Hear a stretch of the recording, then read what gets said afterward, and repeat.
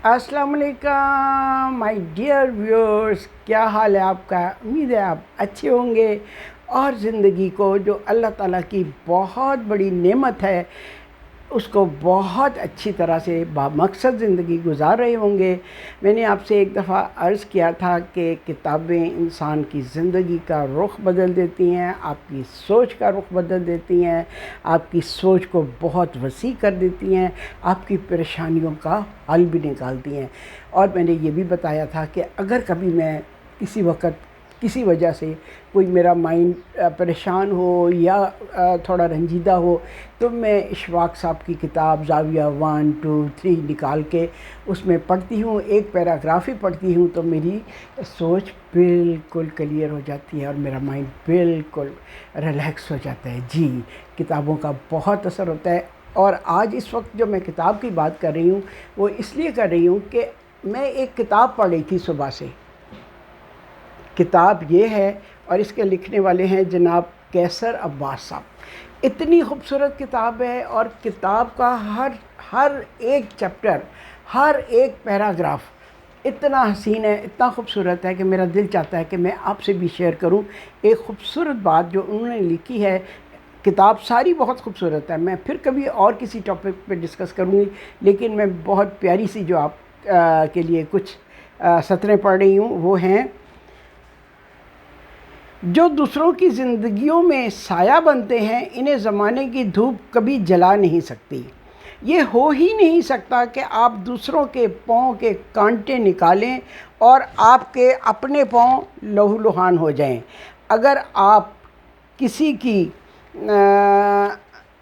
राह में रोशनी फैलाते हैं तो आपकी राहों के अंधेरे खुद ही भाग जाते हैं।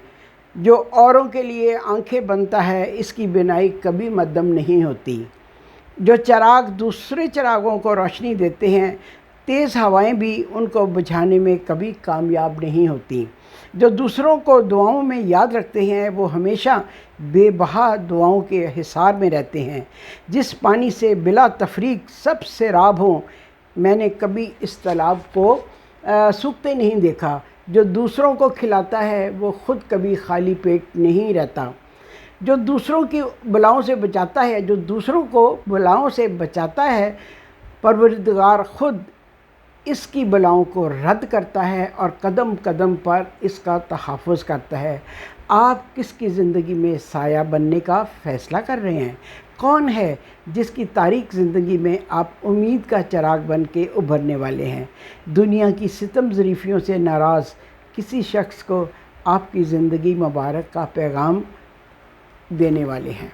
जी, ये एक छोटा सा क्या कहना चाहिए चैप्टर था जो मैंने आपके सामने पढ़ा, लेकिन इसके साथ मैं जो इजाफ़ा करना चाहूँगी वो ये है कि जब आप किसी की तारीक राहों को एक जुगनू की सी कम रोशनी से भी रोशन कर देते हैं उसके लिए बहुत बड़ी बात होती है। किसी के रंजीदा दिल को, किसी के परेशान हाल दिल को तसल्ली के दो बोल बोल देते हैं तो इससे बढ़कर कोई चीज़ नहीं हो सकती।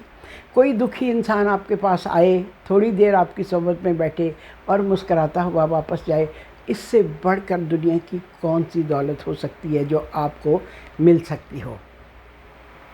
किताबें इंसान को बहुत कुछ देती हैं। मैंने किताबों से बहुत सीखा। मैंने किताबों से इतना अपने माइंड को ट्यून किया है कि मैं समझती हूँ कि मेरी जो आज इतनी पॉजिटिव सोच है और मेरा दिल जो प्यार से लबरेज है ये इन किताबों का ही असर है या फिर मेरी माँ की तरबियत है। आपकी तरबियत आपके बच्चों को बहुत कुछ देती है। आप बच्चों को क्या सिखाते हैं, उनके सामने आप कैसा बिहेव करते हैं, ये सब अनकॉन्शियसली वो आपसे सीखते हैं। तो ज़िंदगी को बामकसद बनाना चाहिए, ज़िंदगी का कोई ना कोई गोल होना चाहिए। मैं आपको छोटी सी मज़े की बात सुनाऊं कि हर साल जब नया साल आने वाला होता है मैं एक डायरी में उस साल में जो जो मैंने सोचा होता है कि मैं ये काम करूँगी वो मैं लिखती हूँ।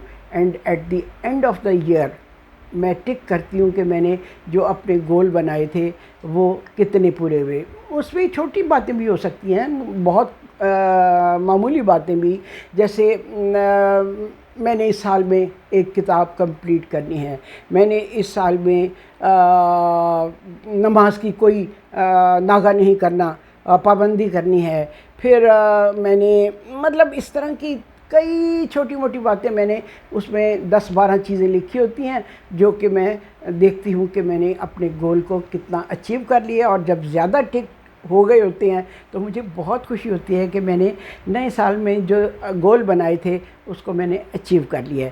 زندگی میں گول ضرور بنائیے، اور پھر ان کو جو اچیو کرنے کی آپ کو خوشی ہوتی ہے، جیسے میں نے اس سال کے لیے، نئے سال کے لیے اپنا گول بنایا تھا کہ میں نے یوٹیوب چینل شروع کرنا ہے، کیونکہ اتنے لوگ مجھے کہتے تھے کہ پوری دنیا یوٹیوب پہ آ گئی بھی ہے، آپ کیوں نہیں یوٹیوب شروع کرتی؟ تو میں یہی کہتی تھی کہ میں نے 26-27 سال ٹی وی پہ کام کر لیا، دیٹ از انف، لیکن لوگ کہتے تھے نہیں، ابھی بھی ہم آپ کو مس کرتے ہیں، آپ کی بتائی ہوئی جو تراکیب ہیں، جو ریسیپیز ہیں، وہ کبھی غلط نہیں ہوتی، وہ من و ان ویسی بنتی ہیں۔